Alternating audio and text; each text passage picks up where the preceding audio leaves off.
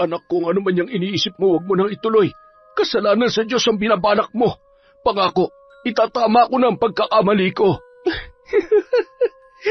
Naririnig niyo po bang mga sinasabi niyo? Bakit yun po bang ginawa niyo hindi malaking kasalanan sa Diyos?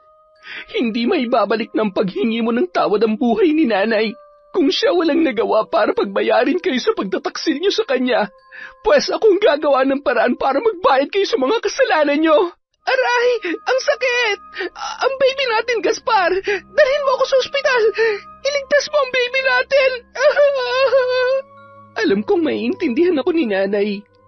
Itinuro niya sa akin ang kapangyarihang ito para protektahan ng sarili ko. Pero hindi ko akalain na gagamitin ko ito laban sa inyo. Ikaw ang naturing ang pulis na tumutulong para sa kaayusan ng bayan pero sinira mo ang sarili mong pamilya. Hindi ko kayo mapapatawad. Magdusa kayo! Lumaban ka para sa amin ng anak mo. Huwag mo kaming iiwan. Taon 2008. Quezon. Napakatahimik ng kabahayan nang makauwi si Gaspar mula sa kanyang trabaho. Ilang ulit niyang tinawag ang kanyang asawang si Alma at ang anak nitong dalaga na si Bella. Biglang kinutuban ang lalaki na baka tama ang kanyang iniisip. Dali-dali siyang pumanhik at nagtungo sa bakanteng kwarto. Laking gulat niya nang madatnan ang mag-ina na nakaluhod na animoy nagdarasal. Batid ng lalaki na tinuturuan nito ang dalaga ng itim na karunungan. Naputol ang ginagawa ng mag-ina nang magsalita ang haligi ng tahanan. Alma, anong ginagawa mo? Ilang ulit ko bang sasabihin sa iyo na wag mong ituturo yan sa anak mo? Wag mo nang idamay si Bella sa mga maling gawain mo. Hindi ba't pinagbawalan na kitang gamitin yan? Sasagot na sana si Alma nang magsalita si Bella at ipinagtanggol ang kanyang ina. Hinawakan ni Alma ang anak sa braso na nagpapahiwatig na wag nang makipagtalo sa kanyang ama. Tiningnan siya ng ina sa mata at sinenyasan.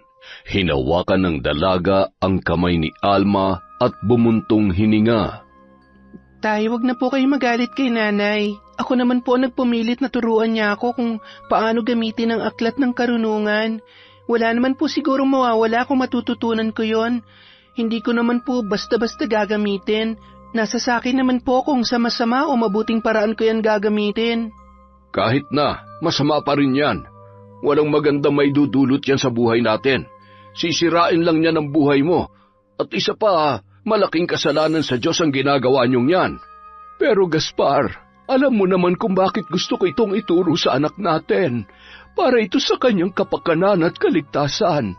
Paano na lang kung may mga taong mang-api sa kanya? Hindi sa lahat ng oras ay nasa tabi niya tayo para protektahan siya. Anong silbi ng pagiging pulis ko kung hindi ko kayo mapoprotektahan? Lalong-lalo na siya na nag-iisang anak natin. Kung sakali mang may mang-api sa kanya, batas ang magpaparusa sa kanila. Kailanman ay hindi maaaring ipasakamay mo ang hustisya sa mga taong nagkakasala. Basta, alam ko ang nararapat para sa ating anak. At isa pa, hindi ko naman siya pababayaang mapahamak, kaya nga itinuturo ko sa kanya yan. Bukal sa kalooban niya ang pagtanggap ng itim na kapangyarihan. Maaaring nananalaytay sa kanyang dugo ang aming lahi. May bagay na sadyang hindi namin mapipigilan, lalo na't ito ang nakatadhana para sa amin.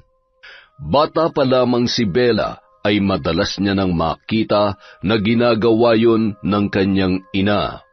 Madalas siyang sumisilip sa tuwing si Alma ay nagsasagawa ng orasyon. Dahil sa kuryosidad, hindi na nakatiis si Bella at tinanong ang ina kung ano ang ginagawa nito. At sa paglipas ng panahon, lalo siyang nagkaroon ng interes na matutunan ang pambabarang. Ay nako, bahala na nga kayo mag-ina. Hindi naman kayo magpapatalo sa mga baluktot na katwiran ninyo Basta siguruhin mo lamang, Bella, na hindi mo yan gagamitin sa pansarili mong kapakanan. Tandaan mo na yan ang magpapahamak sa iyo pagdating ng panahon. Walang mabuting maidudulot ang kasamaan. Ewan ko ba sa nanay mong yan? Matagal ko nang pinagsasabihan na itapon na o kaya ay sunugin ang aklat na yan. Ay. Wala nang nagawa pa si Gaspar. Malalim na buntong hininga, sabay na pailing-iling na lamang yon bago isinara ang pinto. Nagkatingina naman sina Alma at ang kanyang anak na si Bella at napakibit-balikat na lamang. Samantala, nung araw ding yun, nagmamadaling umuwi ng bahay si Justin nang tumawag ang kanyang asawa. Ramdam na ng babae ang paghilab at ang pabugso-bugsong kirot ng tiyan ni Hilda. Nagmamadali namang umuwi si Justin at agad na sinugod sa ospital ang kanyang asawa. Nagsilang ng napakalusog na batang lalaki si Hilda at labis na kasiyahan ang nadarama ng mag-asawa nang masilayan nila ang kanilang anak. Tingnan mo, mahal, ang cute ng baby natin. Mukhang nagmana yata sa akin Ano ka ba? Siyempre ako nanay. Kaya sa akin nagmana ang anak natin. Ay, sige na nga. Kamukha mo na. Ibig sabihin, talagang mahal na mahal ko ang misis ko. Mababakas ang masasayang ngiti sa mukha ng mag-asawa. Agad pinaalam ni Justin ang balita sa kanyang ninong sa kasal na si Gaspar. Parehong pulis at magkasama sa trabaho ang magninong. Nung bagong kasal pa lamang sina Justin at Hilda, madalas na dumadalaw sa opisina ang kanyang may bahay. Madalas din yung may dalang pagkain para sa kanyang asawa at sa ninong nitong si Gaspar. Maging ang mga kasamahan ni Justin ay natutuwa dahil pati sila ay nabubusog sa dalang masasarap na pagkain ni Hilda. Makalipas ang 3 buwan, isang malungkot na balita ang dala ni Justin. Bakas sa kanyang muka ang lungkot at pananamlay, na halata naman ni Hilda ang kalungkutan ng kanyang asawa. Mahal, may problema ba? Bakit para yatang uutangan ng asawa ko? May problema ba sa trabaho? Ano kasi, mahal madedestino ko sa ibang lugar. Ano? Bigla naman yata. Kaya lang, wala naman tayo magagawa dahil kasama sa trabaho mo yan. Ilang buwan ko palang nakakasama ang baby natin. Mawawalay na ako agad sa tabi niya. Ay. Huwag ka mag-alala, mahal. Umuwi ka na lang kapag bakante ka. Basta kahit malayo ka sa amin ng anak mo, ingatan mo ang sarili mo dahil maghihintay kami ni baby sa pag-uwi mo. Oo, mahal. Mamimiss ko kayo, lalo ng baby natin. Mag-iingat din kayo dito, ha? Lalo ka na, kakapanganak mo pa lang. Bawal ang mabinat, kaya huwag ka munang magkikikilos dito sa bahay. Kukuha ko ng makakatulong mo para hindi ka mag-isa dito, ha? Makalipas ang 1 linggo, papaalis na nun si Justin. Bago ito umalis ay nagpaalam siya sa kanyang mga kasamahan. Ibinili niya ang asawa at anak sa kanyang ninong Gaspar. Hindi naman napigilan ni Justin ang pagluha sa kanyang pag-alis habang nagpapaalam sa kanyang asawa. Ganon din naman si Hilda na sa unang pagkakataon ay malalayo sa kanya. Habang mahigpit na magkayakap ang mag-asawa ay hindi nila mapigilan ang mapaiyak. Mag-ingat ka doon, mahal, ha?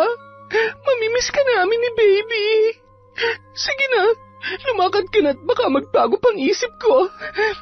Baka hindi kita payagang umalis. Ay naku, mahal ko naman. Kung pwede nga lang talaga Basta tandaan mo, para naman to sa kinabukasan natin. Lalong-lalo na kay baby. Alam ko, nagbibiro lang naman ako. Kahit naman hindi ako pumayag, wala naman ako magagawa Ayaw ko naman mawalan ka ng trabaho dahil lang sa ayaw ko mawala ka sa piling namin. Ganun talaga. Kaya kailangan natin magtiis. Sige na, mag-iingat ka. I love you. Muling hinagkan ni Justin ang kanyang mag-ina bago tuluyang lumabas ng bahay. Sinundan na lamang ng tingin ni Hilda ang asawa mula sa bintana ng kanilang bahay. Habang karga ang kanyang anak ay napahagulgul siya na sinabayan naman ng biglang pag-iyak ng bata. Kinabukasan, labis na paninibago ang nararamdaman ni Hilda. Nasanay kasi ito na nagigising siya sa mga halik ng asawa bago ito pumasok sa trabaho. Makalipas ang 2 buwan ay isang magandang balita naman ang ipinarating niya kay Justin. Mahal, kumusta kayo dyan ni baby? Miss na miss ko na kayo. Sobrang sobra. Sa susunod na linggo nga pala makakauwi ako, mahal. Talaga, mahal? Salamat naman sa Diyos kung ganun. Kung alam mo lang kung gaano na kita namimiss at syempre ng anak natin. Basta, mag-iingat ka dyan, ha? Opo, kayo rin ha. Ikis mo na lang ako sa baby natin, ha? Naging ganoon na ang estado ng relasyon ng dalawa. Isang beses sa 1 buwan kung umuwi ang lalaki. Sa tuwing umuwi ito ay sinusulit nila ang 1 linggong bakasyon. Halos ubusin ni Justin ang oras sa pag-aalaga sa kanyang anak. Tumutulong din siya sa gawaing bahay dahil ayaw niyang magkikilos ang kanyang asawa. Kahit na may katulong sila, hindi inaasa ng dalawa sa katulong ang lahat ng gawaing bahay. Ang bilis naman ng araw. Bukas babalik ka na naman sa trabaho. Ay, kung pwede lang pigilan kong pag-ikot ng oras para matagal-tagal ka naman naming makasama eh. Huwag ka nang malungkot, mahal ko. Isipin mo na lang, sa susunod na araw, paggising mo, andito na naman ako sa tabi nyo. Kung pwede ko nga lang sana kayong isama dun eh. Kaso hindi pwede. Magulo sa lugar na yun. Hayaan mo, mahal. Pag may pagkakataon, makikiusap ako na baka sakaling madestino lang ako sa malapit. Kinagabihan, hindi makatulog si Justin. Pinagmasdan niya na lamang ang kanyang mag-ina hanggang sa dalawin siya ng antok. Magkahalong lungkot at saya ang kanyang nararamdaman nung mga oras na yun. Masaya dahil napakabilis ng panahon, dahil parang kailan lang ang liit-liit pa ng kanilang anak, pero ngayon napakalusog at napakabibo na. Ngunit may lungkot sa kanyang puso dahil hindi niya nasusubaybayan ang paglaki ng kanilang nag-iisang anak. Sana, anak, paglaki mo, maintindihan mo si tatay. Ginagawa ko naman to para sa iyo eh. Lagi mong tatandaan na kahit hindi ko kayo nakakasama araw-araw, mahal na mahal ko kayo. Pag malaki ka na, alagaan mong nanay mo pag wala ako sa tabi niya, ha? Makalipas ang 3 taon, nadestino si Justin sa isang magulong lugar at talamak ang iba't ibang krimen. Hindi niya masabi kay Hilda ang sitwasyon dahil ayaw niyang mag-alala pa ang kanyang asawa. Hindi rin siya basta-basta nakakauwi sa kanyang pamilya. Nangako na lamang ang lalaki na sisikapin niyang umuwi sa 3 kaarawan ng kanyang anak. Isang gabi, bandang 6:00, nakabukas ang pintuan ng bahay ni Hilda. Nakita niya ang anak na lumapit doon at mayroong itinuturo. Para bang may nakikita itong tao. Nilapitan nito ang anak at tinanong, Anak, sino bang nandyan? Biglang kinilabutan ang babae nang paulit-ulit banggitin ng anak ang kanyang ama habang nakaturo ang daliri nito sa may kalayuan. Lalong bumilis ang kabang nararamdaman ng babae nang wala man lang siyang makitang kahit na sinong tao. Niyakap na lamang niya ang kanyang anak at kinarga, sabay isinarado ang pintuan. Ano ka ba naman, anak? Tinatakot mo naman si mama eh. Wala naman si papa. Nasa work siya. Siguro miss mo na siya, no? Ay, huwag ka mag-alala. Malapit na ang kaarawan mo kaya makakasama na ulit natin siya. Napapikit na lamang ng mata si Hilda at nanalangin. Naalala niya ang mga kasabihan ng mga matatanda na kapag nagpapakita daw ang isang tao ay maaaring may masamang nangyari dito. Diyos ko, kayo na pong bahala sa asawa ko. Ilayo niyo po siya sa anumang kapahamakan. Sana walang mangyaring masama sa kanya. Ipinauubaya ko po sa inyo, Ama, ang kaligtasan ng mahal kong asawa. Nakatulog na lamang si Hilda sa sobrang pag-aalala. Sinubukan niyang tawagan ang lalaki, ngunit hindi niya yon makontak. May mga pagkakataon kasi na mahina ang signal sa lugar na yon. Kinabukasan, nagising si Hilda na parang may dumampi sa kanyang noo. Napabalikwasyon at tinawag ang pangalan ng kanyang asawa. Nang imulat niya ang kanyang mga mata, nang makita niya ang figura ng isang lalaki na nakatalikod at papalabas ng kwarto. Justin, mahal, ikaw ba yan? Akala ko... Hindi na natapos pa ni Hilda ang sasabihin nang wala man lang kahit isang salita na binigkas ang lalaki at bigla na lamang naglaho yon sa kanyang paningin. Nagtataka ang babae dahil hindi niya inaasahan na uuwi ng mga oras na yon ang kanyang asawa. Dahil napag-usapan nila na sa darating pang kaarawan ng kanilang anak, uuwi si Justin. Bumangon at nagmamadaling lumabas si Hilda at siniguro kung may ibang taong pumasok sa loob ng kanilang bahay o namamalikmata lamang siya. Nang mapansin naman ng katulong nila na parang may hinahanap ang babae, nagtaka yun.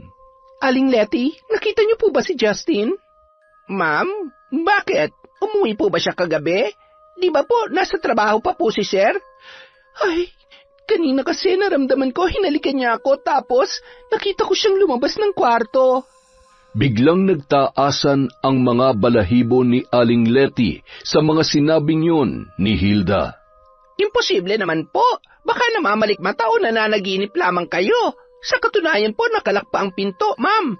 Hindi ko pa nga po nabubuksan eh. Pagkagising ko, diretso na ako dito sa kusina kaya imposibleng. Kaya nga eh. Ewan ko ba? Kinakabahan tuloy ako na hindi ko maipaliwanag. Siguro dahil hindi ko man lamang siya nakausap kahapon. Wala na naman sigurong signal doon. Hala, ma'am, hindi kaya may masamang ibig sabihin yon? Sana nga'y nananaginip lamang po kayo. Ay, Diyos ko, wag naman sana. Para humapanatag kayo, baka may pwede po kayong tawagan na kasamahan o kakilala na nakakaalam ng lagay nila doon. Kinuha ni Hilda ang kanyang cellphone at sinubukan muling tawagan si Justin. Ngunit hindi niya pa rin yon makontak. Nagmamadali namang umakyat si Aling Letty nang marinig na umiiyak ang bata habang paulit-ulit na tinatawag ang kanyang ama. Mas lalong tumindi ang kilabot at pag-aalalang nararamdaman ni Hilda nung mga sandaling yon. Natulala na lamang ang babae habang nakatitig sa kanyang cellphone. Nagulat ito nang biglang may tumawag na hindi pamilyar na numero at nanginginig ang kamay na sinagot yon. Hello?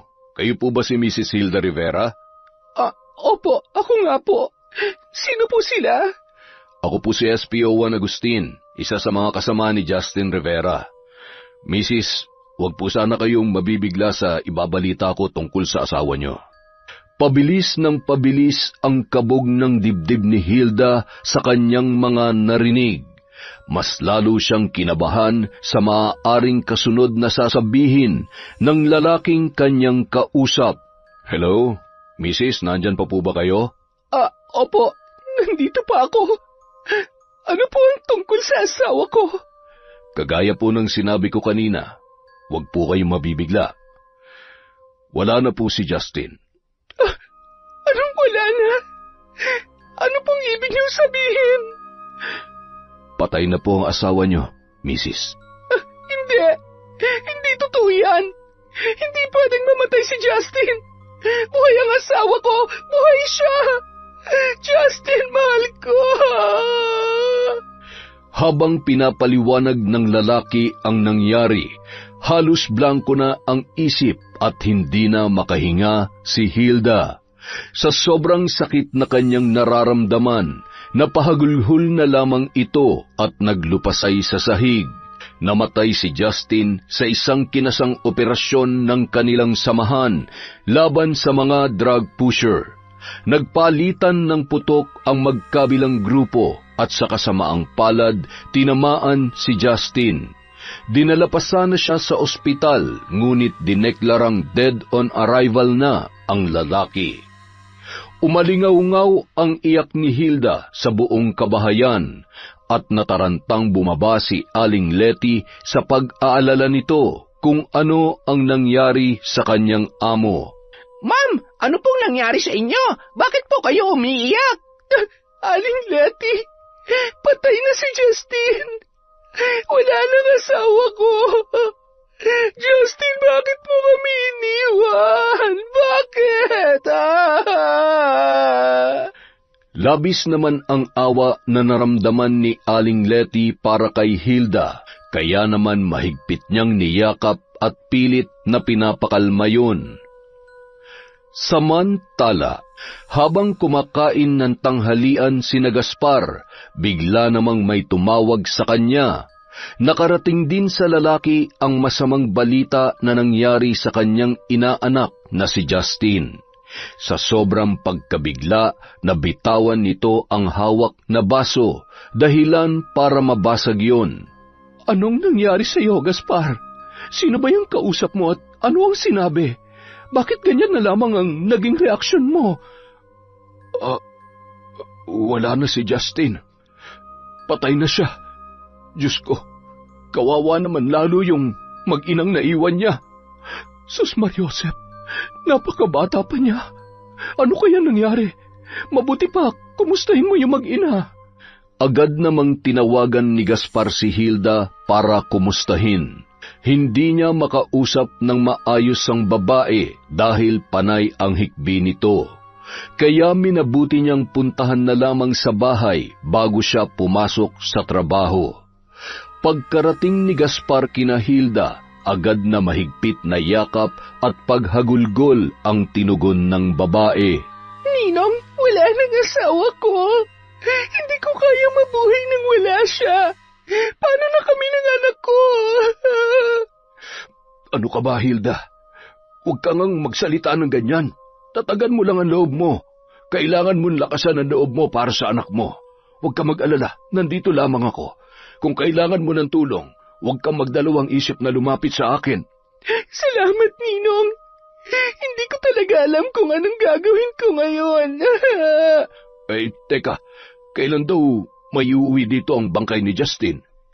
Inaasikaso na daw po. Baka bukas o sa susunod na araw nandito na ang bangkay niya. Hindi ko po alam kung bakit kailangan mangyari ang lahat ng ito. Ang dami-dami niya pang pangarap para sa pamilya namin. Muli na namang humagulhol si Hilda. Hindi naman tumigil sa pagpapalakas ng loob ng babae si Gaspar. Ngunit ilang sandali lamang ay nagpaalam na ang lalaki. Pinilit ni Hilda na pakalmahin ang kanyang sarili habang pinupunasan ang mga luhang pumapatak sa kanyang mga mata. Ngunit sa pag-alis ng kanyang ninong ay muli na naman itong napahagulhol.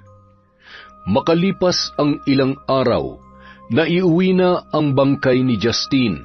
Halos mahimatay si Hilda nang makita ang katawan ng kanyang asawa. Justin, mahal ko. Ang daya-daya mo. Sabi mo, uuwi ka sa karawan ng anak natin. Hindi naman itong usapan natin eh. Paano na kami ngayon ng anak mo? Mahal na mahal kita. Isang linggong binurol ang mga labi ni Justin. Gabi-gabi pumupunta si Gaspar para alalayan ang kanyang inaanak na nooy halos wala ng ganang kumain. Maging ang asawa ni Gaspar na si Alma at ang anak nitong si Bella ay nakikiramay din. Nakiramay din ang mga dating kasamahan ng lalaki sa trabaho. Naging malungkot ang mga yugto nang ihatid na sa huling hantungan ang labi ng lalaki. Nawalan pa ng malay si Hilda habang ibinabaon sa hukay ang kanyang asawa. Kawawa naman si Hilda, maagang nabiyuda. Ang bata-bata niya pa naman. Iniwan agad siya ng kanyang asawa. Ay, hindi talaga natin alam kung kailan kukunin ng Diyos ang buhay ng isang tao. Kaya nga, naku, panigurado, mag-aasawa pa yan si Hilda. Maganda at bata pa. Natigil ang pag-uusap ng dalawa nang sawayin sila ng isang matanda. Pinagalitan pa ito dahil sa nagdadalamhati na nga ang babae ay pinag-iisipan pa nila ng kung ano-ano. Natahimik at pabulong pang nagsisihan ang dalawang nagchichismisan. Makalipas ang ilang araw, halos wala pa ring gana si Hilda sa lahat ng bagay. Palagi na lang nakakulong sa kwarto at ayaw kumain. Nadatnan ni Aling Letty na nakahandusay si Hilda sa sahig. Dahil sa pag-aalala ng kasambahay, humingi na ito ng tulong kay Gaspar. Dahil yun lamang ang tanging alam niyang malapit sa babae. Wala nang magulang si Hilda. Nasa malayo ng lugar ang kanyang mga kapatid at may kanya-kanya na ring mga pamilya. Sakto namang papauwi ang lalaki kaya nagmamadali nitong tinungo ang bahay ni Hilda. Oh, Letty, kumusta si Hilda? Ano ba nangyari? Ikinuwento ni Aling Letty sa lalaki ang kanyang nadatnan nung mga oras na yun. At sinabi niya rin na halos ilang araw na itong walang ganang kumain. Maya-maya, nagising na si Hilda at pagmulat ng kanyang mga mata ay una niyang nakita ang kanyang ninong Gaspar. Ninong, ano pong ginagawa niyo dito? Tinawagan ako ni Letty. Nawalan ka raw ng malay. Nag-aalala na siya sa kalagayan mo. Hilda, ano ka ba naman? Bakit pinababayaan mong sarili mo? Tingnan mo nga ang itsura mo, oh. Naiintindihan ko ang sakit at lungkot na nararamdaman mo. Pero sana naman, huwag mong kalimutan na may anak ka pa. May rason ka pa para mabuhay. Nawalan na siya ng ama. Ano na lamang ang mangyayari kung pati ikaw ay mawawala din sa kanya? Muli na namang napahagulhol ang babae. Niyakap at inalo naman ito ng kanyang ninong. Medyo napatagal ang lalaki sa bahay ni Hilda. Hindi rin nito namalayan na tumatawag na ang kanyang asawa. Samantala, Nay, bakit parang hindi po kayo mapakali dyan? Teka, hindi pa rin po umuwi si tatay? Yun nga anak kanina ko pa tinatawagan, hindi naman sumasagot. Nag-aalala na tuloy ako sa kanya. Alam mo naman ang nangyari dun sa inaanak niya, hindi ba? Ayaw kong mangyari rin yun sa tatay mo. Nasaan na kaya ang lalaking yun? Sa kabilang banda, napagtanto ni Gaspar na lumalalim na ang gabi at nagpaalam na ito kay Hilda. Muli niyang pinagsabihan ang babae at pilit na pinapalakas ang loob. Nagpasalamat naman ang kanyang inaanak at humingi ng paumanhin sa abala. Samantala, halos mag-aalas 10 na nang makauwi si Gaspar. Tulog na rin si Bella nung mga oras na yon, at tanging si Alma ang nadatnan ng lalaki na naghihintay sa kanyang pag-uwi. Saan ka galing? Bakit ngayon ka lang? Kanina pa ako tawag ng tawag sa'yo. Bakit ba hindi mo sinasagot ang tawag ko? Akala ko'y kung ano na nangyari sa'yo. Pasensya ka na, tinawagan kasi ako ng katulong ni Hilda. Nahimatay si Hilda kaya nataranta ng matanda, kaya ayun, pinuntahan ko. Nakakaawa ang kalagayan niya. Hanggang sa ngayon ay hindi niya pa rin matanggap ang pagkamatay ni Justin. Napabuntong hininga na lamang si Alma at pumasok na sa kanilang kwarto para matulog. Nagbihis at agad na ring natulog ang lalaki at hindi na ito naghapunan pa. Nawalan na siya ng ganang kumain dahil sa pag-aalala sa kanyang inaanak. Makalipas ang ilang araw, napapadalas ang pagdalaw ni Gaspar sa bahay ni Hilda para kumustahin ang mag-ina. Hanggang sa naging dahilan na yon ng pagtatalo ng mag-asawang Gaspar at Alma. Ginabi ka na naman. Napapadalas na yata yung pag-uwi mo ng gabi. Pwede ba, Alma, pagod ako? Gusto ko na magpahinga. Wala na akong oras para sa pagbubunganga mo. Ano ba namang ikinagagalit mo? Andito na ako. Anumang oras ako umuwi, ang mahalaga, uuwi pa rin ako. Sa edad nating ito nagagawa mo pa rin talagang magselos. Walang oras ang pagbubunganga. Talaga ba? Pero kay Hilda naglalaan ka ng oras para puntahan at alagaan mo mag-ina? Akala mo ba hindi ko alam? Ha, Gaspar? Sabihin mo nga sa akin, may relasyon na ba kayo? Kilabutan ka nga sa pinagsasasabi mo, Alma. Alam mo naman kung anong pinagdadaanan ng bata. Parang anak ko na mag-asawang yon. Kailangan ng karamay ng tao. Kung ikaw nasa sitwasyon niya, siguro maiintindihan mo kung bakit ko ito ginagawa. Lintik na yan. Ilang buwan na ba nakalipas? Hindi niya pa ba matanggap ang pagkawala ng asawa niya? Bakit? Wala bang pwedeng ibang dumamay sa kanya? Ikaw talaga? O baka naman paraan niya lang yun para mapalapit ka sa kanya? O baka naman ikaw tong kating-kati na pumunta doon? Ay, nako, eto na naman tayo. Ilang ulit ko bang sasabihin sa'yo na walang namamagitan sa amin ni Hilda? Ang dumi ng isip mo. Sa edad ko bang to, papatulan pa ako nun? Kung wala ka ng matinong sasabihin, itiko mo na lang yung bibig mo. Matutulog na ako. Ay, nagising si Bella na nooy mahimbing na ang pagkakatulog. Dinig na dinig niya ang pagtatalo ng kanyang mga magulang. Nay, Tay, nag-aaway po ba kayo? Hindi anak, may hindi lang kami mapagkasunduan ng tatay mo. Sige na, bumalik ka na sa kwarto mo. Laging pinagtatakpan ni Alma ang kanilang pagtatalo. Ayaw na ayaw niyang malaman ng anak na nag-aaway sila ng kanyang asawa. Pero batid ni Bella na nagsisinungaling ang kanyang ina. Dahil sa nakikita niya sa reaksyon at kilos ng kanyang mga magulang. Simula ng araw na yun, napapadalas na ang pag-aaway ng dalawa. Dahilan para mas lalong umuwi ng gabi si Gaspar para makaiwas sa pagbubunganga ni Alma. Makalipas ang 1 taon, unti-unti na ring natatanggap ni Hilda ang pagkawala ng asawang si Justin. Muli nang nanumbalik sa dating sigla ang babae. Gayunpaman, naging madalas pa rin ang pagpunta ni Gaspar para bisitahin ang mag-ina. Natutuwa akong makita ulit yung mga ngiti mo. Sabi ko naman sa iyo pasasaan ba't makakalimot ka rin? Maraming dahilan para mabuhay. Andyan ang anak mo. Ibuhos mong pagmamahal mo sa kanya. Maraming salamat po, Ninong. Malaki po na itulong niyo sa akin. Hindi ko po alam kung paano babangon ulit kung wala po kayo. Sabihin niyo po kay Ninang salamat din at hinahayaan niya kayong tulungan kami ng anak ko. Hindi alam ni Hilda na ang ginagawang pagtulong sa kanya ni Gaspar ay isa sa mga dahilan kung bakit madalas mag-away ang mag-asawa. Hanggang isang araw, napuno na ang lalaki sa walang tigil na pagbubunganga ng kanyang asawang si Alma.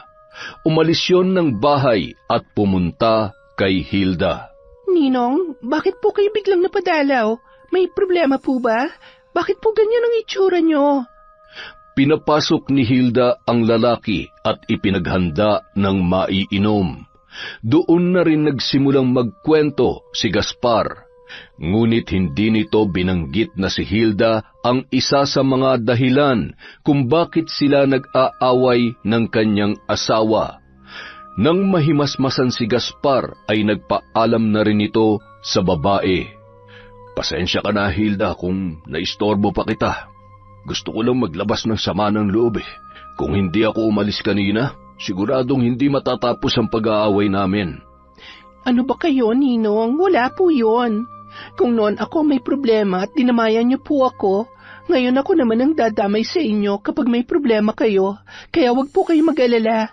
Ayos lang po sa akin. Kaya kahit anong oras po, welcome na welcome kayo dito sa bahay. Nang sandaling makauwi si Gaspar ay tulog na ang kanyang asawa. Ngunit kung inaakala niyang makakaligtas siya sa pagbubunganga ni Alma ay nagkamali siya dahil pagkagising nito ay muli na naman silang nagtalo. Saan ka pumunta kagabi? Pumunta ka na naman ba dun sa babae mo? Ano ba, Alma, ang aga-aga? Hindi ka ba napapagod? Paulit-ulit na lang at wala na sa lugar yung pagseselos mo. Natigilan si Alma nang makitang naalimpungatan ang anak nilang si Bella at pinuntahan sa kwarto ang mag-asawa. Nagpaalam na lamang si Gaspar sa kanyang anak na papasok na sa trabaho at nagmamadaling nag-asikaso. Hindi po ba kayo mag-aalmusal, Tay? Hindi na anak, malilate na ako. Sa presinto na lamang ako kakain. Nagtaka ang dalaga dahil nung mga oras na yon ay napakaaga pa para malate ang kanyang ama sa trabaho. Batid ni Bella na nagkatampuhan na naman ang kanyang mga magulang. Nay, nag-away na naman po ba kayo ni Tatay? Ay, ewan ko ba dun sa tatay mo? Huwag mo na lamang pansinin. Kumain na nga lamang tayo. Sa paglipas ng mga araw, lalong naging mas malapit at naging malalim ang pagkakaunawaan ni Gaspar at Hilda. Palagi namang inaasikaso ng babae tuwing pumupunta doon ang kanyang ninong. Masayang nakikipaglaro ang lalaki sa anak ni Hilda. Nakangiting pinagmasdan ng babae ang dalawa habang naglalaro. Hindi rin nito mapigilan na pumatak ang kanyang mga luha dahil hindi niya maiwasang maalala si Justine. Siguro kung nabubuhay ka pa ngayon, asawa ko, ganyan na ganyan rin kasaya habang kalaro mo ang anak natin. Sayang lang at hindi mo na nasilayan ang paglaki niya. Oh, Hilda, ano nangyari sa'yo? Bakit ka umiiyak? May problema ka ba? Wala po. Naalala ko lang po si Justine at natutuwa lang po ako na nakikitang masaya kayo ni baby. Biglang lumapit si Gaspar at hinawakan ang kamay ni Hilda. Nagulat naman ang babae sa ikinilos ng kanyang ninong. Alam mo, Hilda, sa totoo lang, hindi ko maipaliwanag ang sayang nararamdaman ko sa tuwing nandito ako sa bahay niyo. Yung tipong para akong nasa tahimik at payapang lugar. Naiinggit nga ako kay Justine dahil mayroon siyang asawang katulad mo. Kahit wala na siya, napakaswerte niya pa rin. Hindi ko alam kung ano tong nararamdaman ko sa'yo. Biglang napatras ang babae at nagpumiglas sa pagkakahawak ni Gaspar. Po, ano pong ibig niyong sabihin? Muling hinawakan ni Gaspar ang mga kamay ng babae at hindi na nagdalawang isip na sabihin ang kanyang nararamdaman para kay Hilda. Alam kong mali ito, pero hindi ko na mapigilan ang sarili ko. Nahuhulog na ang loob ko sa iyo, Hilda. Napapamahal na ako sa iyo, maging sa anak mo. Ho? Anong pinagsasasabi niyo, Ninong? Nababaliw na po ba kayo? May asawa po kayo at... Alam ko, siguro nga nababaliw na ako sa iyo. Hindi mo ako masisisi kung bakit nahulog ang loob ko sa iyo. Hindi na ako masaya sa asawa ko. Yung sayang gusto ko ay sa iyo ko nahahanap. Ikaw ang nagpapasaya sa akin, Hilda. Kayo ng anak mo. Hindi makagalaw si Hilda dahil sa kanyang mga narinig. Binitiwan lamang ni Gaspar ang kamay nito nang dumating si Aling Letty galing sa pamamalengke. Nagpaalam na ang lalaki na aalis na. Walang tugon si Hilda dahil sa pagkabigla nito sa mga pangyayari nung mga oras na yon. Makalipas ang 1 linggo, hindi nagparamdam si Gaspar. Hindi muna pumupunta sa bahay ni Hilda ang lalaki. Iniisip niya kasi na baka nagalit sa kanya ang kanyang inaanak dahil sa kanyang pag-amin. Hanggang isang araw, ano ba tong nararamdaman ko? Bakit parang namimiss ko ang lalaking yon? Bakit hindi siya mawala sa isip ko? At pati yung mga sinabi niya. Mali to, Hilda. Hindi pwede mangyari ang iniisip mo. Kamamatay lamang ng asawa mo at mas lalong hindi pwede dahil may asawang lalaking yon. At isa pa, para mo na rin siyang ama. Ninong mo siya, pero naguguluhan ako. Gulong-gulo ang isip ni Hilda dahil sa kanyang nararamdaman. Pero isa lamang ang gusto niyang mangyari. Gusto niyang makita ang kanyang ninong Gaspar. Palagi siyang nakaabang sa labas kung may darating na lalaki. Ngunit bigo ang babae. Gusto niyang subukang tawagan, ngunit nag-aalangan siya na baka ang asawa nitong si Alma ang makasagot. Hinayaan niya na lamang na lumipas ang mga araw, baka sakaling mawala at magbago ang kanyang nararamdaman. Ngunit habang tumatagal ay mas lalo pang tumitindi ang kanyang pananabik na makita si Gaspar. Samantala, nung araw ding yun ay nagkaroon ng matinding pag-aaway ang mag-asawang Gaspar at Alma. Sa sobrang galit ng lalaki ay minabuti nitong umalis na lamang ng bahay at magpakalasing. Lintik na buhay to. Araw-araw na lang. Rinding-rindi na ako sa bunganga ng babaeng yon. Napakagulo na ng buhay ko. Kung hindi lang alang-alang sa anak namin ay matagal ko na siyang hiniwalayan. Nang malasing ang lalaki, sa halip na sa kanilang bahay umuwi, ay dumiretso ito sa bahay ni Hilda. Nagulat at nagtataka ang babae dahil sa alanganing oras na ay may kumakatok pa sa kanilang pintuan. Nang silipin niya at nakita ang lalaki, ay agad niya itong pinagbuksan. Ninong, ano pong ginagawa niyo dito? Teka, lasing po ba kayo? Inalalayan ni Hilda si Gaspar na pumasok at pinaupo sa sofa. Kumuha agad ng towel at palangganang may tubig ang babae. Habang pinupunasan, tinatanong naman ni Hilda kung ano ang nangyari at bakit ito nagpakalasing.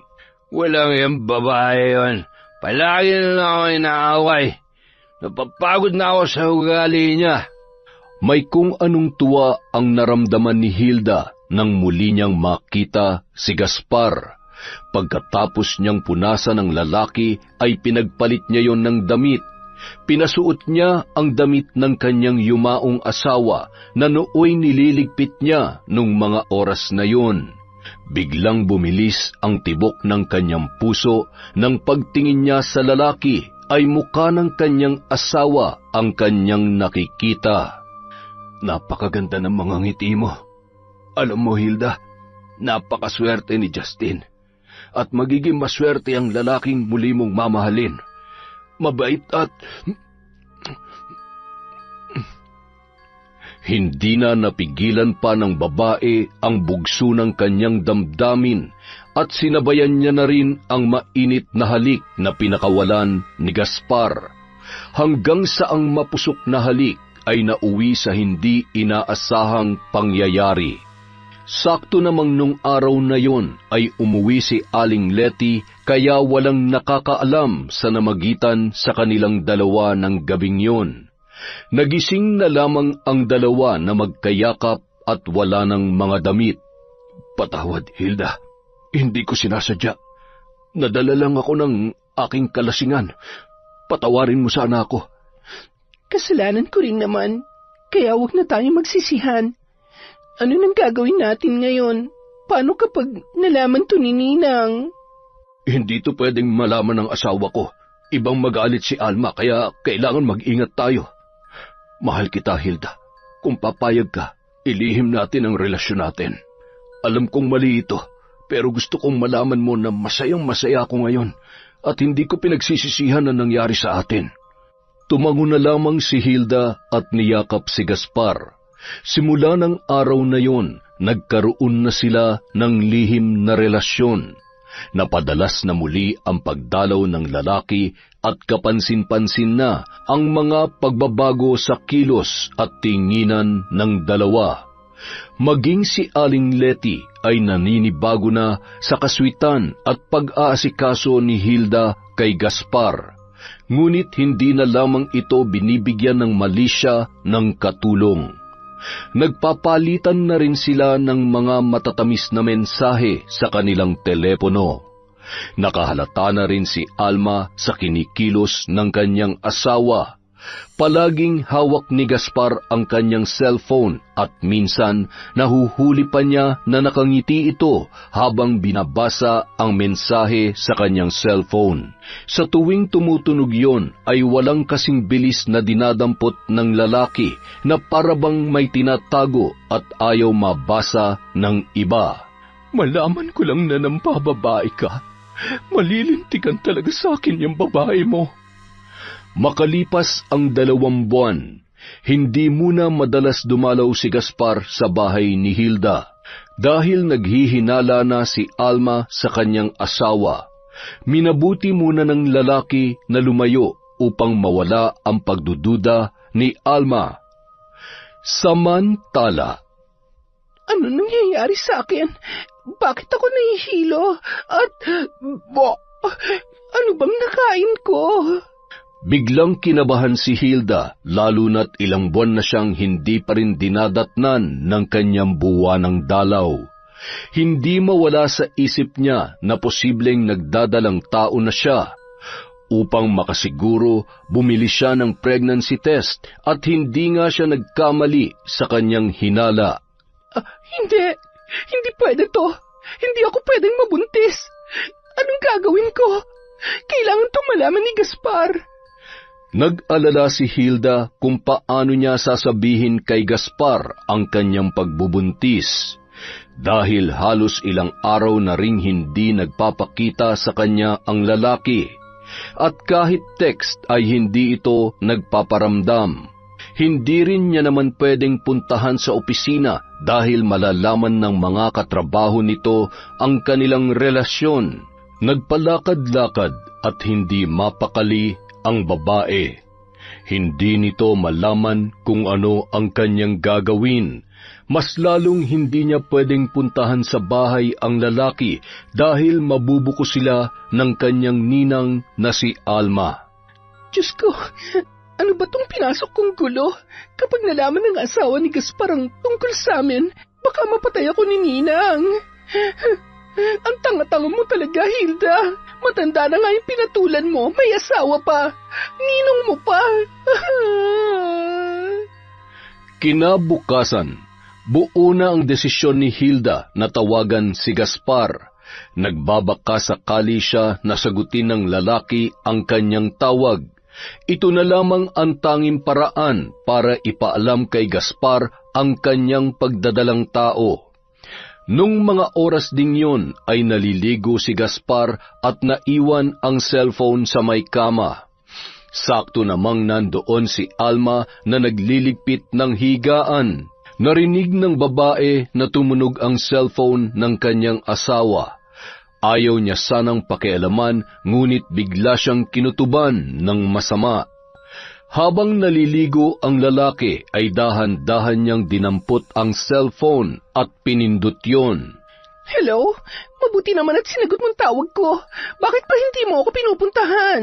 May dapat kang malaman. Buntis ako. Anong gagawin natin? Nanginginig ang mga kamay ni Alma habang pinapakinggan ang boses ng babae. Natitiyak niya na kilala niya ang babaeng tumatawag. Bigla niya yung ibinaba nang lumabas sa banyo ang kanyang asawa. Bakit mo pinakikialaman ang cellphone ko? Akin na yan. Hayop ka! Sinasabi ko na nga ba, may babae ka! Walang hiya ka talaga! Ano bang pinagsasasabi mo? Magsisinungaling ka pa? Tumawag lang naman ang kabit mo para sabihin na nagdadalang tao siya. Hayop ka! Binuntis mo pa talaga! Sa dinami-daming babae, si Hilda pa talaga! Inaanak mo pa sa kasal ang inanakan mo! Ang bababoy ninyo! Dinig na dinig ni Hilda sa kabilang linya ang pagtatalo ng mag-asawa. Labis na takot at gulong-gulo ang utak ng babae. Malaking pagsisisi ang kanyang nararamdaman. Patawarin mo ko, Alma. Oo, nagkaroon kami ng relasyon ni Hilda, pero tinigil ko na dahil alam kong mali. Nadala lang ako nung mga panahon na ang gulo-gulo ng buhay natin. Hindi mo ako masisisi kung sa mga panahong yun ay nahanap ko ang kapayapaan sa piling niya. Palagi mo na lang akong inaaway ng walang dahilan kasi. Patawarin mo ko kung nagkasala ako. Hindi pa rin yun sapat na dahilan para pagtaksilan mo ko. At nagbunga pa talaga ang mga kahayupan ninyo. Napakasama mo. Hindi ako magseselos ng walang dahilan. Hindi kita mapapatawad, Gaspar. Lumayas ka. Kinasusok lamang kayang pagmumukha mo. Naririnig mo ba ako? Lumayas ka! Nung mga oras na yon, sakto namang kaaalis lamang ni Bella ng bahay, kaya hindi nasaksihan ng dalaga ang mga tagpong yun. Umalis na lamang si Gaspar para mahimasmasan ang galit ng kanyang asawa.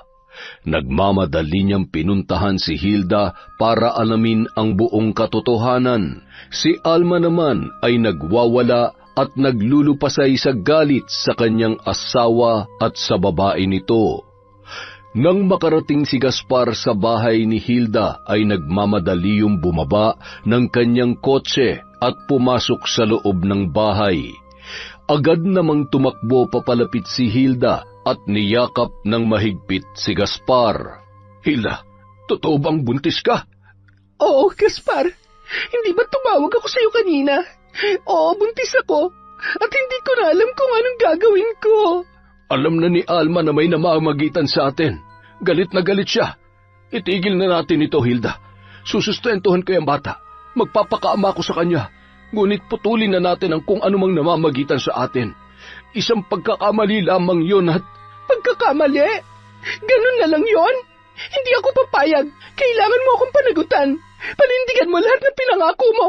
Gaspar, ang sabi mo, ayaw mo na sa kanya at ako na ang mahal mo. Gulong-gulo ang isip ni Gaspar. Hindi niya alam kung sino ang pipiliin. Napamahal na rin sa kanya si Hilda at magkakaanak pa sila. Pero sa mata ng Diyos at sa batas, si Alma pa rin ang legal niyang asawa. Mahal niya rin ang anak nitong si Bella at ayaw niyang masira ang kanilang pamilya. Uminom at nagpakalasing ang lalaki bago siya umuwi sa kanilang bahay. Samantala, walang tigil sa pag-iyak si Alma sa labis na sakit na nararamdaman. Nagkulong sa kwarto buong maghapon. Hawak noon ang isang botelya na may lamang mga tableta. Minahal kita ng sobra, Gaspar. Pero bakit mo nagawa sa akin ito? Alam kong marami akong pagkukulang sa'yo, pero hindi yun sapat na dahilan para pagtaksilan mo ako. Ayoko na. Pagod na ako. Walang pagdadalawang isip na nilunok niya lahat ng gamot na laman ng botelyang yun. Makalipas ang 3 oras, nagpasyang umuwi si Gaspar sa bahay nang bigla siyang kinabahan. Pagpasok sa kwarto ay nakita niya ang nakahandusay na asawa na bumubula ang bibig at wala ng buhay. Ha? Alma, asawa ko! Bakit mo ginawa to? Patawarin mo ako. Patawarin mo ako sa mga kasalanan ko, Alma. Patawad! Nung mga oras na yon, kararating din lamang ni Bella at mula sa baba ay dinig na dinig niya ang pagpalahaw ng kanyang ama mula sa pangalawang palapag ng kanilang bahay. Dali-dali itong pumanhik sa itaas kung saan nagmumula ang ingay. Nanlaki ang mga mata ng dalaga at napatakip ng bibig nang makita na nakahandusay ang ina sa sahig habang yakap-yakap yon ng kanyang ama. Tay, ano pong nangyayari? Ano pong nangyari sa nanay ko? Nay, gumising ka! Nay, imulat mo mga mata mo! Kausapin mo ako! Nanay ko! Bakit niya ginawa to? Anong ginawa mo sa kanya, Tay? Bakit siya nagpakamatay? Bakit? Sa takot na kamuhian si Gaspar ng kanyang anak na si Bella, mas pinili niyang wag sabihin ang dahilan kung bakit nagawang magpakamatay ni Alma. Hindi ko alam, anak. Nadatnan ko na lang siya na wala ng buhay Hindi ko alam kung ano man ang mabigat na problemang kanyang dinadala. Patawarin mo ko, anak. Hindi ko naprotektahan ng nanay mo. Nung mga sandaling yon, magulo ang utak at hindi niya alam kung dapat niya bang paniwalaan ang sinasabi ng kanyang ama, lalo na't minsan niya nang nakitang umiiyak ang kanyang ina at nararamdaman niya na may problema ang mga yon na hindi sinasabi sa kanya. Makalipas ang 1 linggo, nailibing na ang bangkay ni Alma. Nang malaman ni Hilda ang nangyari sa babae, magkahalong tuwa at lungkot ang kanyang naramdaman. Lungkot dahil hindi niya naman ginusto na umabot sa ganoon. Tuwa dahil wala na siyang kahati sa buhay ni Gaspar. Patawad, Ninang, pero ikaw na mismong gumawa ng paraan para masolo ko si Ninong. Mas pinili mo maging mahina kaysa lumaban. Samantala, habang nililigpit ni Bella ang mga gamit ng kanyang yumaong ina, nakita niya ang nakaipit na sulat sa damit nito. Bumuhos ang luha ng dalaga habang binabasa ang sulat na yun. Doon niya nalaman ang dahilan kung bakit nagpakamatay ang kanyang pinakamamahal na ina na si Alma. Mas lalong nakaramdam ng galit ang dalaga dahil nagsinungaling sa kanya si Gaspar. Nagmamadaling pumunta si Bella sa bahay ni Hilda para kumprontahin ang babae. Hindi niya inaasahan na madarat nandoon ang kanyang ama. Kaya naman mas lalong sumidhi ang galit ng dalaga. Bella, anong ginagawa mo dito? Napakasama mo, Tay. Ngayon alam ko na ang lahat. Ang kakapal ng mukha nyo. Paano mo ito nagawa kay nanay? Pinaniwala mo ako na wala kang alam sa pagkamatay niya. Para ano? Para pagtakpan niyang kataksilan niya ng babae mo? At ikaw naman, ang landi-landi mo. Ilang taon pa lang na namatay ang asawa mo, lumandi ka na kaagad. Wala ka na ba makitang iba at ang tatay ko pa talaga? Nakakadiri kayo. Ang dumi-dumi nyo. Bitiwan mo ako! Aray ko! Gaspar, ano ba? Tulungan mo ako! Hindi naman magkanda-ugaga sa pag-awat si Gaspar. Sa noon ay galit na galit niyang anak. Bella, tama na! Maawa ka sa ate Hilda mo. Buntis siya. Baka mapano ang bata sa sinapupunan niya. Talagang masasaktan kang babae ka. Kulang pa yan sa sakit na binigay mo sa nanay ko. Dapat ikaw na lang ang namatay, hindi ang nanay ko. Salot! Natigil lamang ang pananakit ni Bella kay Hilda nang tuluyan na itong naawat ni Gaspar. Halos manginig ang buong kalamnan ng dalaga sa sobrang galit na nararamdaman. Bella, anak, patawarin mo ang tatay. Hindi ko sinasadya na masaktan ang nanay mo. Nagsisisi ako sa ginawa ko. Sana'y mapatawad mo ko, pati na ang ate Hilda mo. Itong tandaan nyo. Magbabayad kayo sa kasalanan niyo kay nanay. Hindi ko kayo mapapatawad. Lalong-lalo ka na, Tay. At ikaw babae ka. Humanda ka sa akin. Hindi pa tayo tapos. Babalikan kita. Biglang kinilabutan si Gaspar sa mga tinuran ng anak niyang si Bella. Batid nito ang nais gawin ng dalaga. Papaalis na sana si Bella nang hinabol siya ng kanyang tatay para kausapin. Anak, kung ano man yung iniisip mo, huwag mo nang ituloy. Kasalanan sa Diyos ang binabalak mo. Pangako, itatama ako ng mga pagkakamali ko. Naririnig niyo po bang sinasabi niyo? Bakit yung ginawa niyo hindi ba malaking kasalanan yun sa Diyos? Hindi may babalik ng paghingi niyo ng tawad ang buhay ni nanay. Kung siya walang nagawa para pagbayarin kayo sa pagtataksil niyo sa kanya, pues ako ang gagawa ng paraan para magbayad kayo sa mga kasalanan niyo. Sabay tumalikod na si Bella at naglakad papaalis sa bahay ni Hilda. Nagpasya si Gaspar na wag na munang umuwi para bantayan si Hilda at ang magiging anak nito. Nang sumama ang pakiramdam ni Hilda, na noon ay nagdadrama lamang para hindi iwanan ni Gaspar. Kinagabihan, Hindi natulog si Bella. Inantay ng dalaga na sumapit ang hating gabi. Kinuha niya ang isang kahon kung saan nakalagay ang mga kagamitan ng kanyang ina sa pambabarang. Habang inaantay ang pagpatak ng 12:00, inayos niya ang mga gagamitin sa pagsasagawa ng ritual. Ilang sandali pa, sumapit na ang takdang oras. Nagsimula na ang dalaga sa pambabarang kay Hilda at maging sa kanyang ama. Sinindihan niya ang kandila, kinuha ang papel kung saan nakasulat ang buong pangalan ng dalawa. Gamit ang kandilang nakasindi, sinunog niya ang papel habang paulit-ulit na binibigkas ang pangalan na nakasulat doon. Kasunod ng mga kahindik-hindik na salita.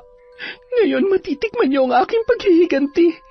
Ipapalasap ko sa inyo kung anong sakit ang binigay niyo sa nanay ko. Dapat sa mga katulad niyo, hindi binibigyan ng puwang na mabuhay dito sa mundo. Mga manloloko, taksil at walang puso. Patuloy sa pag-usal ng mga salita si Bella hanggang sa maupos na ang kandila. Pagkatapos ay nilagay ng dalaga ang abo ng nasunog na papel sa isang lalagyan. Kasabay ng natunaw na kandila ay nilagay niya rin ang napakaraming dinikdik na sili bilang tanda kung gaano kaanghang ang siling nilagay niya ay ganoon din ang galit na nararamdaman ng kanyang puso. Nang makumpleto niya na ang sangkap, nilagay niya ito sa pulang tela. Nagtungo ang dalaga sa likod na bahagi ng kanilang bahay para ilibing sa lupa ang nasabing tela. Ngayon natapos ko na ang orasyon. Magpakasaya na kayo sa nalalabing araw niyo sa mundong ito. Dahil unti-unti nang nasusunog ang mga kaluluwa niyo sa impyerno. Kasing lalim ng sumpang mga binitawan ko ang hukay na naghihintay sa inyo. Samantala, bandang 3:00 na ng madaling araw, bigla na lang sumigaw si Hilda sa sobrang sakit ng kanyang tiyan. Napabalikwas si Gaspar nang magulat sa pagsigaw ng babae. Maging ang katulong nitong si Letty ay nagising din. Hilda, ano nangyari sa'yo?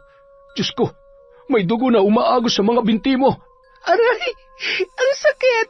Ang baby natin, Gaspar! Dalhin mo ako sa ospital! Iligtas mo ang baby natin! Nagmamadaling dinala ni Gaspar sa ospital si Hilda. Mabuti na lamang agad na naagapan at hindi nawala ang baby. Ang buong akala ng lalaki ay dahil lang yon sa nangyari kahapon. Hindi rin nagtagal, nakalabas din kaagad ng ospital ang babae. Kinagabihan, muli na namang sumakit ang tiyan ni Hilda. Halos mamilipit ito dahil sa kanyang nararamdaman. Gayon din si Gaspar, hindi niya maunawaan kung ano ang nangyayari sa kanya. Parang pinapaso ang kanyang buong katawan dahil sa sobrang init. May kung ano-ano namang mga butlig ang tumutubo sa katawan ni Hilda. Nagsusuka ito ng malapot na likido at napakalansa ng amoy. Ano nangyayari sa akin? Tulong! Gaspar, tulungan mo ako! Teka, bakit? Si Bella. Binabarang tayo ni Bella. Ano? Barang? Ano bang pinagsasasabi mo? Pumunta na tayo sa ospital. Hindi ko na kaya. Ang sakit.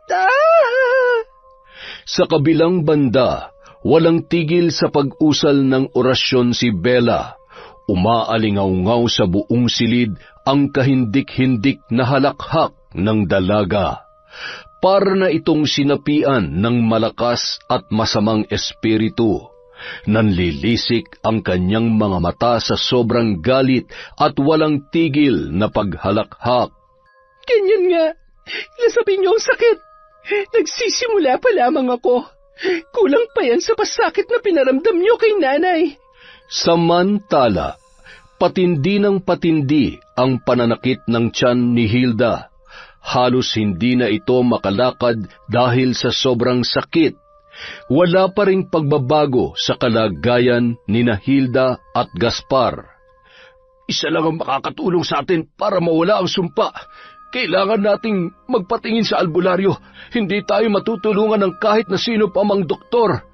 Si Aling Leti naman ang tumulong sa kanila upang maghanap ng mahusay na albularyo. Nakiusap siya na kung pwede ay sumama na lamang ito sa bahay dahil sa kalagayan ng mga biktima. Hindi naman nag-alinlangan ang matanda at agad na sumama sa babae para doon isagawa ang gamutan. Nang makarating sa bahay, inuna munang gamutin ng albularyo si Hilda dahil mukhang malubha ang kanyang kalagayan. Malaki ang kasalanan ninyo sa taong gumawa nito sa inyo. Sinubukan nyo na bang humingi ng tawad sa kanya? Nararamdaman ko, lalo na sa iyo, Gaspar, na malapit sa iyo ang nasa likod ng pagdurusa ninyo. Masyado siyang malakas ngayon dahil sa galit at puot na bumabalot sa kanyang puso. Hayaan ninyo, gagawin kong lahat ng aking makakaya para mawala ang sumpa o maibsan man lamang ang nararamdaman ninyo. Taimtim na nagdasal ang manggagamot gamit ang isang medalyon. Gumuhit ng pakrus ang matanda sa noo ni Hilda, sabay hinipan ng 3 beses. Ilang sandali lang ay biglang nakaramdam ng lakas ang babae at nawala ang kanyang pananakit ng tiyan. Maging ang mga butlig na tumubo sa kanyang katawan ay unti-unti na ring nawawala. Ganoon din ang ginawa ng matanda kay Gaspar. Nawala rin ang init at iba pang nararamdaman ng lalaki. Pansamantala lamang ang kaginhawahang mararamdaman ninyo ngayon, ngunit babalik at babalik ang sumpa sa inyong mga katawan hanggat hindi kayo humihingi ng kapatawaran. Kasabay ng paghupa ng galit ay ang kawalang bisa ng sumpa. Mabuti na lamang at malakas ang kapit ng bata sa sinapupunan mo, dahil kung nagkataon, nawala na ang bata sa tiyan mo. Ilang buwan ang lumipas, hindi pa rin nawawala ang sumpa kay Hilda, maging kay Gaspar, ngunit mas malala ang sinapit ng babae. Unti-unti na ring lumalaki ang tiyan ni Hilda at hirap na siyang kumilos. Kung titingnan ang kanyang tiyan ay hindi karaniwan ang laki noon at kakaiba ang itsura sa natural na nagdadalang tao. Nakaratay lamang siya sa higaan habang pinagbubuntis ang anak nila ni Gaspar. Pabalik-balik din sa kanilang bahay ang matandang albularyo para sa paggagamot sa babae. Para na rin masiguro ang kaligtasan ng ipinagbubuntis nito. Doon na rin naninirahan si Gaspar para mabantayan ng mabuti ang kanyang bagong kinakasama at ang magiging anak nito. Isang araw, hindi nagdalawang isip si Gaspar na puntahan ng anak kahit na ipagtabuyan pa ito ng dalaga. Anong ginagawa niyo dito? Di ba mas pinili niyo ang babaeng yon? Doon na kayo sa kanya. Huwag na kayong babalik dito. Anak, hindi ko sila pinipili. Mas kailangan lang talaga nila ako. Pareho ko kayong mahal. Bella, anak, nakikiusap ako. Alam kong ikaw ang gumagawa nito sa amin. Itigil mo na ang pambabarang mo. Patawarin mo na kami ng Ate Hilda mo. Kung nabubuhay ang nanay mo, tiyak na hindi niya ito gugustuhin. Alam kong maiintindihan ako ni nanay. Itinuro niya sa akin ang kapangyarihang ito para protektahan ang sarili ko, pero hindi ko akalain na gagamitin ko ito laban sa inyo. Ikaw na naturingang pulis na tumutulong para sa kaayusan ng bayan, pero sarili mong pamilya sinira mo. Hindi ko kayo mapapatawad. Magdusa kayo. Kapag nagpumilit pa kayo, pwede namang ipaalam ko sa lahat ang katotohanan para mawalan na kayo ng trabaho. Ako na lang ang parusahan mo. Huwag mo nang idamay ang Ate Hilda mo, lalo na magiging kapatid mo. Maawa ka sa kanila. Handa kong pagbayaran ang mga kasalanan ko. Huwag mong hayaan na lamunin ng galit ang puso mo, anak. Alam ko nasasaktan ka lang. Alam kong may natitira ka pang awa dyan sa puso mo. Umaasa ako na balang araw, mapapatawad mo pa rin ako. Mahal na mahal kita, anak. Tumalikod at pumasok na lamang ng kwarto si Bella at wala nang kahit ano pang sinabi. Umalis na bigo si Gaspar sa kanyang paghingi ng tawad sa anak. Sukdulan ang galit na nararamdaman ng dalaga. Napahagulhol pa yon habang yakap ang larawan ng kanyang nanay Alma. Nay, miss na miss ko na po kayo. Huwag po kayo mag-alala. Hindi ako titigil hanggat hindi nagbabayad ang mga taong nagkasala sa inyo. Ipaghihiganti kita, Nay. Samantala, patuloy na lumalaban ang anak ni Hilda sa kanyang sinapupunan. Kahit hinang-hina na ang babae at nanlalambot na ang kanyang katawan. Nagkasugat-sugat na rin ang likod ng babae dahil palagi na lang itong nakahiga. Halos hindi na nito maigalaw ang kanyang katawan. Sa tulong ng pinapainom na mga halamang gamot ng albularyo, malakas ang sanggol sa sinapupunan ni Hilda. Isang tunay na anghel ang anak mo, Hilda. Dahil isang himala na sa kabila ng iyong kalagayan, nananatiling malusog at lumalaban ang bata. Kaya huwag kang mawala ng pag-asa. Kagaya ng anak mo, lumaban ka para sa kanya.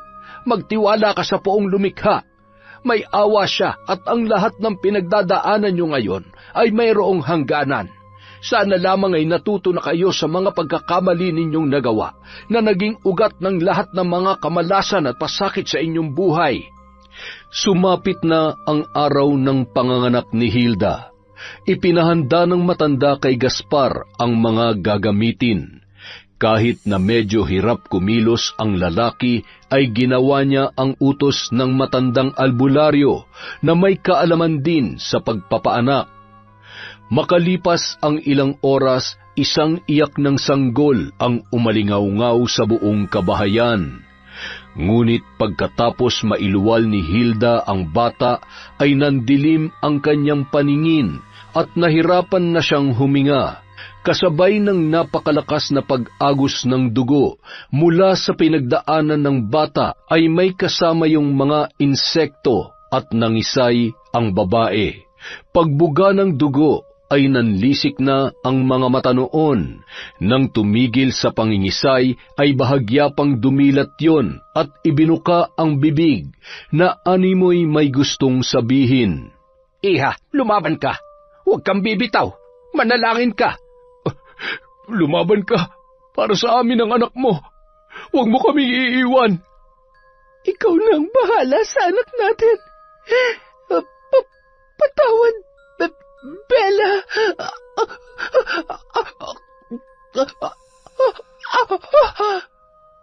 Hindi mapigilan ni Gaspar na humagulgol dahil sa sinapit ni Hilda.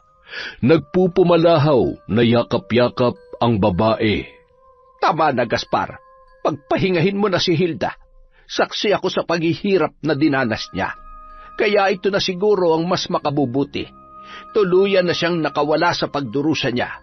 Ikaw na lang ang magpalakas para sa anak mo. Magpakatatag ka. Malalampasan mo rin ang lahat ng ito. Kinagabihan, mahimbing na natutulog si Bella nang bigla siyang dalawin ng isang nakakakilabot na panaginip. Nakita niya ang nakakaawang itsura ni Hilda na pilit na humihingi ng tawad. Napasigaw ang dalaga nang makita niyang unti-unting naaagnas ang katawan ng babae at naglaho na parang bula. Nagising siya na naliligo ng pawis ang buo niyang katawan. Anong klaseng panaginip yon? Binabagabag na ba ako ng aking konsensya? Hindi. Tama lang yun sa kanya. Buhay ng nanay ko ang kinuha nila, kaya buhay rin ang kapalit. Hindi na makatulog si Bella nung mga oras na yun. Hindi mawaglit sa kanyang isip ang masamang panaginip. Inabot na siya ng umaga pero hindi na siya dinalaw pa ng antok. hanggang sa napabalikwas na lamang siya sa higaan nang marinig ang tinig ng isang lalaki at agad siyang lumabas ng kwarto. Tay? Bella, anak, wala na ang ate Hilda mo. Patay na siya. Sana maging masaya ka dahil nagtagumpay ka sa paghihiganti mo. Anak, itigil mo na ito. Bawiin mo na ang sumpang binigay mo sa akin. Paano na kayong mga anak ko kung pati ako'y mawawala sa inyo? Hayaan mong bumawi ako sa iyo, anak. Patawarin mo na ang tatay. Pinagsisisihan ko ng lahat ng mga ginawa ko. Alam kong hindi ko na maibabalik pa at maitatama ang lahat. Alang-alang sa kapatid mo, pakiusap. Patawarin mo na si tatay. Mangilid-ngilid ang luha ni Bella dahil sa kanyang mga narinig, lalo na nang malaman niya ang pagkamatay ni Hilda. Ang buong akala niya ay magiging masaya siya kapag namatay na ang babae, pero bakit parang iba ang kanyang nararamdaman? Salungat sa sinasabi ng kanyang isip ang nararamdaman ng kanyang puso. At lalo lamang siyang nakonsensya nang nanikluhod na ang kanyang ama at nagpumalahaw yon. Hindi nagtagal, tuluyan niya nang binawi ang sumpa na ibinigay niya sa kanyang ama. Hindi pa man niya tuluyang napapatawad yon, pero binigyan niya na ng pagkakataon na bumawi sa kanila. Naawa rin kasi siya sa dalawang bata na naiwan ni Hilda, kahit pa naaalala niya ang mga nangyari sa tuwing nakikita niya ang mga yun. Maraming salamat, anak. Naniniwala ako na mayroon pa rin kabutihan dyan sa puso mo. Kaya hindi ako nawala ng pag-asa na darating ang araw na ito. Anak, alam kong hindi mo pa ako tuluyang napapatawad, pero hindi porket binawi ko na ang sumpa ay pinatawad ko na kayo. Hindi ko lang makalimutan na tatay ko pa rin kayo. Andito pa rin sa puso ko ang sakit na ginawa ninyo.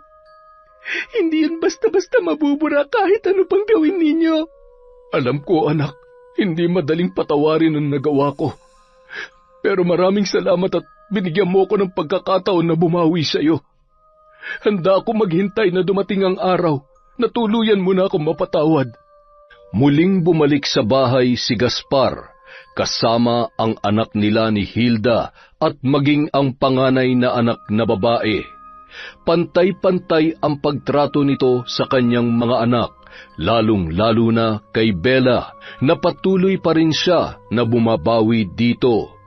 Isinama rin ng lalaki si Aling Letty bilang tagapagbantay ng mga bata. Saksi ang ginang sa lahat na nangyari sa kanilang buhay at naiintindihan noon kung saan nagmumula ang galit na nararamdaman ni Bella. Makalipas ang ilang linggo, muli na ring bumalik sa trabaho si Gaspar para matustusan ang mga pangangailangan ng kanyang mga anak. Kumalat din ang balita sa kanyang trabaho tungkol sa nangyari sa kanya. Hindi ito naging dahilan para siya ay matanggal dahil wala namang nagrereklamo laban sa kanya. Diyos ko, maraming salamat po at unti-unti nang bumabalik sa normal ang buhay namin. Patawarin niyo rin po ako sa mga kasalanan ko. Isang araw, habang nasa trabaho si Gaspar, naiwan sa kanilang katulong ang mga bata, habang si Bella ay nagpapahinga sa sala dahil masama ang kanyang pakiramdam. Uminit ang ulo nito dahil sa patakbo-takbo habang naglalaro ang panganay na anak ni Hilda. Hoy bata, pwede tumigil ka? Ang gulo-gulo mo. Hindi mo ba nakikitang nagpapahinga ako? Nakakainis. Ginawa ng bahay ang puna ng bahay na to. Aling Letty, patigilin mo nga ang batang yan, kundi masasaktan ko yan. Palaging mainit ang ulo ni Bella sa mga anak ni Hilda. Tuwing umaalis ang kanyang ama, ay doon niya lamang binubuhos ang pagkainis sa mga bata. Lalong naiinis at nagseselos ang dalaga sa tuwing nilalambing ito ng batang lalaki. Pwede ba umalis ka nga? May ginagawa ako. Doon ka sa yaya mo magpatulong. Alis!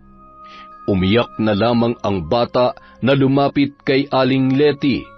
Pinatahan na lamang ito ng ginang at sinabihan na baka masama lamang ang pakiramdam ng ate niya kaya mainit ang ulo. Halos araw-araw, ganoon ang sitwasyon nila sa bahay.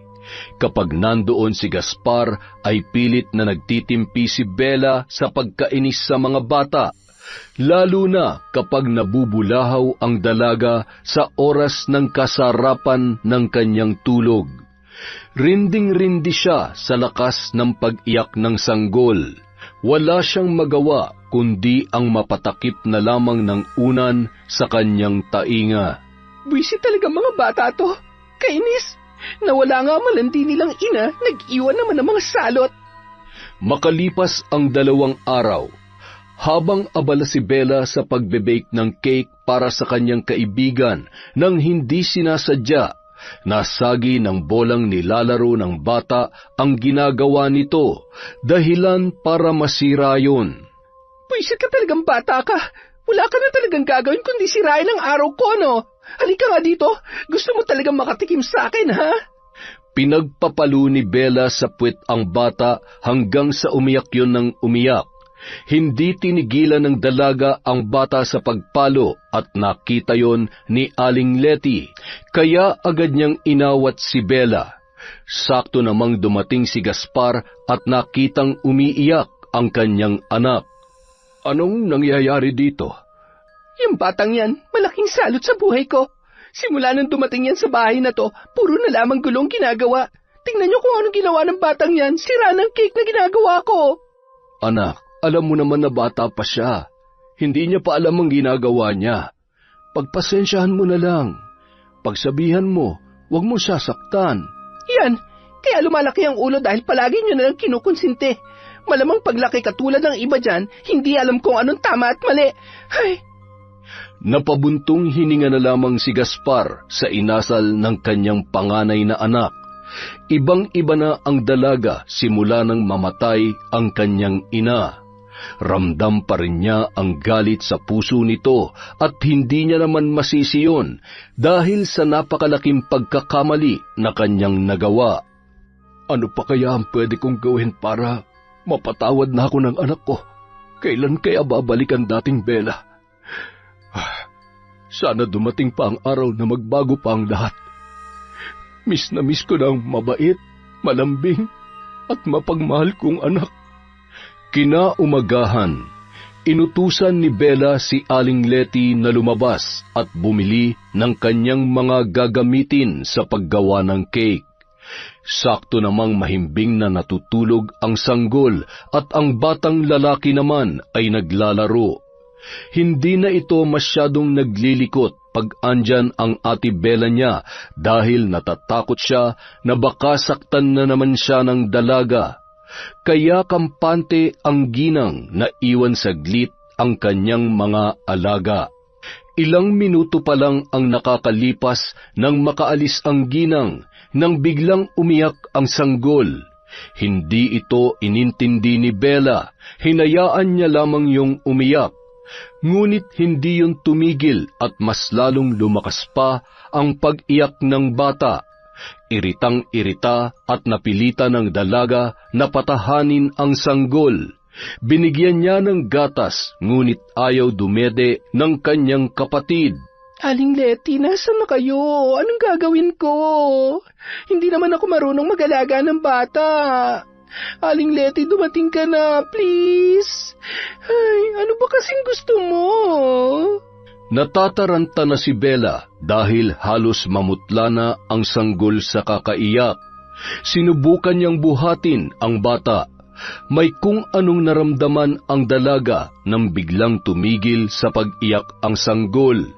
Nang titigan niya ito ay ngumiti ang bata at sa unang pagkakataon ay nakita niya ang napakaamo nitong muka.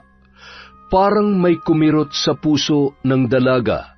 Hindi niya maipaliwanag ang kanyang nararamdaman nung mga oras na yun. Sa isang iglap nawala ang galit niya at napuno ng pagmamahal ang kanyang puso. Masayang hinihele ng dalaga ang sanggol nang madatnan siya ni Aling Letty. Bit-bit ang mga pinamili nito. Maluha-luha pa yun sa tuwa na makita sa ganoong kalagayan ang dalaga. Nagmamadali niyang nilapag ang mga pinamili sa lamesa at naghugas ng kamay at kinuha ang bata kay Bella. Aling Letty, iyak siya ng iyak kanina kaya kinarga ko. Tapos, alam niyo ba, bigla siyang tumahan, tapos ngumiti sa akin. Alam niyo po, kamukha ko siya nung baby ako. Huwag ka nang iiyak ha. Hindi pa tuloy ako natatapos sa ginagawa ko. Ikaw kasi Ay, ang cute-cute mo naman. Iha, mas maganda ka kapag ngumingiti. Alam mo, mas magaan ang buhay kapag pinalaya mo ang sarili mo sa lungkot at galit. Nasaktan lang po ako. Ay, sinusubukan ko naman po. Susubukan ko po ulit, Aling Letty. Aling Letty, pwede ko po ba kayong yakapin? Namimiss ko po kasi si nanay. Ay nako, kahit ako'y medyo pawis, sige kung maiibsan niyang bigat, lungkot o kung anumang nararamdaman mo, sige. Sandali lang, ilalagay ko muna suko na itong kapatid mo. Ayan, halika na, yakapin mo na ako hanggat gusto mo. Salamat po. Pwede ko rin po ba kayong tawaging nanay? Kung okay lang po. Ikaw na bata ka. Kung ano-ano yung pinag-iisip mo, siya kung diyan ka magiging masaya. Sige, simula ngayon. Pwedeng-pwede mo kung tawaging Nanay Letty. Salamat po. Kinahapunan, nadatnan ni Gaspar na masayang nakikipaglaro si Bella sa dalawang anak ni Hilda. Totoo ba itong nakikita ko? Nananaginip lamang ako. Bella! Huwag po kayo mag-alala. Totoo po lahat na nakikita ninyo. Ngayon ko lang napagtanto na walang kinalaman ng mga batang ito sa kasalanan ng kanilang ina. Sa kasalanan po ninyo. Pinapatawad ko na rin po si Ate Hilda. Sana mapatawad niya rin po ako sa nagawa ko sa kanya. At pinapatawad na rin po kita, Tay. Maraming salamat, Bella. Hindi mo alam kung gaano ako kasaya ngayon. Sana masaya rin ang nanay mo kung nasaan man siya ngayon. Mahal na mahal ko kayo. Salamat. Niyakap ng mahigpit ni Gaspar ang kanyang anak na si Bella. Hindi rin mapigilan ni Aling Letty na madala at mapaluha sa kanyang nakikita. Nanay Letty, bakit po pati kayo naiiyak dyan? Abate, sinong hindi maiiyak para akong nanonood ng teleserye. Masaya lang ako dahil dininig na ng Diyos ang panalangin ko na magkaayos na kayo ng tatay mo. Saksi ako sa mga pinagdaanan ng pamilyang ito, kaya natutuwa akong makita kayong ganyan. Ay, ano ba yan? Ang OA ko naman yata. Makaiyak naman ako, kala mo, kasapi ako sa pamilyang ito. Ano ba kayo, Aling Letty? Pamilya rin namin kayo. Nagpapasalamat nga po ako sa inyo dahil hindi nyo kami iniwan sa kabila ng masalimuot na nangyari sa aming pamilya. Napakalaki po ng utang na loob ko sa inyo. Maraming salamat. Napuno ng iyakan at tawanan ang buong kabahayan. Simula noon, sama-sama na silang nagsisimba linggo-linggo at namamasyal. Hinukay ni Bella ang pulang telang binaon niya sa lupa. Sinunog ng dalaga kasama ang mga kagamitan sa pambabarang. Masaya ang ama nitong si Gaspar dahil sa ginawa ng anak at kahit kailan ay hindi na ito matutuksong gamitin ang itim na kapangyarihan. Huliman para itama ang mga pagkakamali at hindi man maibalik ang panahon at buhay na nawala. Mahirap mang makalimot sa sakit at magpatawad, pero tanging kapatawaran din lang ang magpapalaya sa pusong puno ng galit at puot. Yon, napakaganda na naman ang kwento natin. Maraming salamat po ulit sa paulit-ulit at walang sawang pakikinig sa Kwentong Enteng. Meron po ulit tayong shout-out. Simulan po natin kay Merly Pura from Riyadh, kay Heli Borja, hi po kay Ava Selina Cacalda, congratulations! Kay Brethart Vahelidad from Kuwait. Hi po kay Sally Roldan. Kay Mami from Doha, Qatar. Kay Len TV. Kay Hondra Delin. Kay Christine Guevara from Lebanon. Hello po kay Almira Africano from Bobon and Samar.